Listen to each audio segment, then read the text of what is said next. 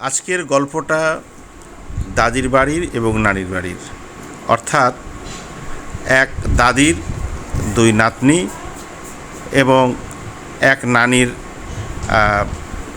চার নাতির নিয়ে, যারা ঢাকায় থাকে বা বগুড়া সদরে থাকে, পড়াশোনা করে শহরের স্কুলে, বিশেষ করে ঢাকার স্কুলে। তারা বছরে হয়তো 2 থেকে 3 বার, কখনো কোনো বছরে 1 বার বা 2 বার তাদের দাদির বাড়ি বা নানির বাড়িতে যেতে পারে। দেখেন, যাওয়ার পরে তাদের অবস্থাটা দেখেন, তারা আসলে কি করে, কেমন করে সময় কাটায়, এটাই উল্লেখ করতে চাচ্ছি, করার উদ্দেশ্য নিয়ে এই ভিডিওটা করা।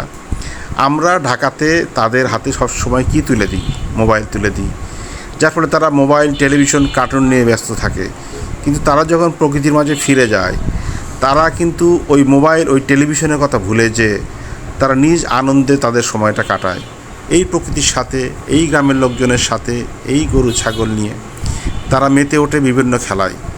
শিশুদের এই বিকাশ, বুদ্ধির বিকাশে যেটা অত্যন্ত প্রয়োজনীয়, কিন্তু এই শিশুদের ক্ষতি আসলে কারা করছি? আমরা বাবা মারাই করছি, শহরের বাবা মারা।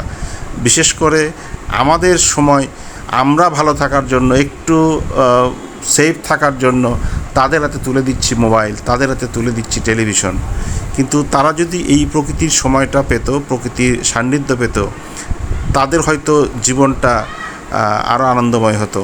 আপনারা জানেন যে আনন্দময় জীবন তাদের বেড়ে ওঠা এবং সাফল্যের জন্য অত্যন্ত গুরুত্বপূর্ণ। আশা করি ভালো থাকবেন এবং শেষ পর্যন্ত দেখবেন এবং এই ভিডিওটি উপভোগ করবেন। ধন্যবাদ। আসসালামু আলাইকুম।